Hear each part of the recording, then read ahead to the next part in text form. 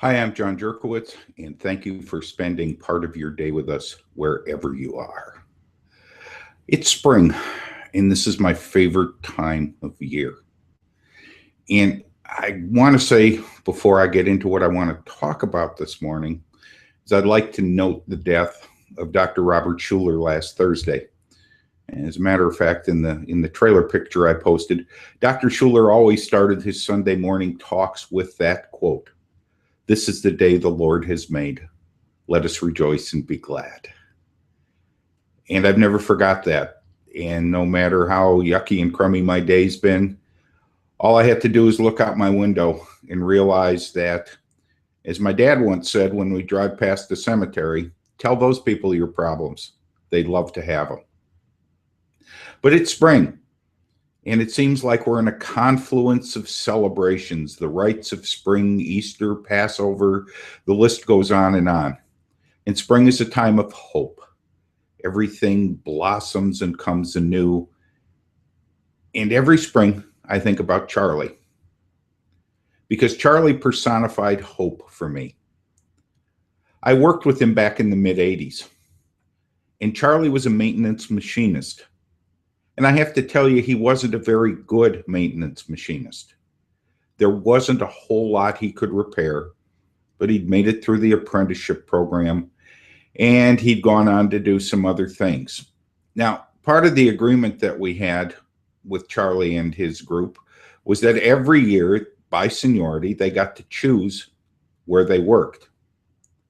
And every year, I would beg Charlie to stay. Well, wait a minute, John. I thought you said Charlie couldn't fix his way out of a paper bag. He couldn't. But Charlie brought one characteristic to the table that no one I've known before and no one I've ever known since has shared, and that's hope. Because you see, when things were going real bad, and we've all had those days in our jobs, I'd be standing and looking out the window, wondering why in the name of all that was holy I decided to work in that environment. Charlie walk up behind me, and I'd hear this voice go, "You know, we're really not here, John. We're out on the lake. It's a beautiful day. Oh, look, a bass just jumped over there. Throw your line over there. Boy, I bet you we can catch a bunch of them for dinner." He'd walk up and down my production line, and he'd make jokes with my machine operators. And you could just feel the tension drain. Because he'd say stuff like, "Oh, well, I guess it's not going real well today, but don't worry, there's always tomorrow. We'll get it tomorrow." And he'd stand and he'd tell a few funny stories, or he'd give some words of encouragement. And I know what you must be thinking, because I did many times. Charlie's a much better manager than I was then. But I learned something from him. I learned that as I begin each day, as I begin each week, there's always hope. So you remember a few weeks ago, I showed you the three glasses, the three ways we grow through fear and stuff like that. Hopefully this glass is going to work. Pink, and I know it may show up orange on the background of my shirt, pink is the color of hope.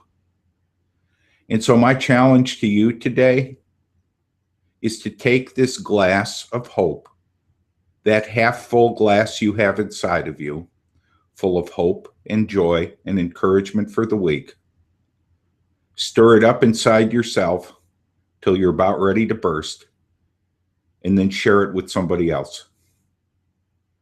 Because really, when all is said and done, hope, the virtue we talk about the least and the one we need the most, is the one that gets us through.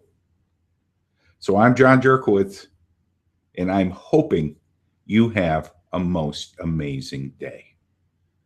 Thanks so much for being with us. And if this video inspired you, share it with somebody who you think needs a little bit of hope in their life. Again, have a great day and a great week, and I'll talk to you next week. Bye now.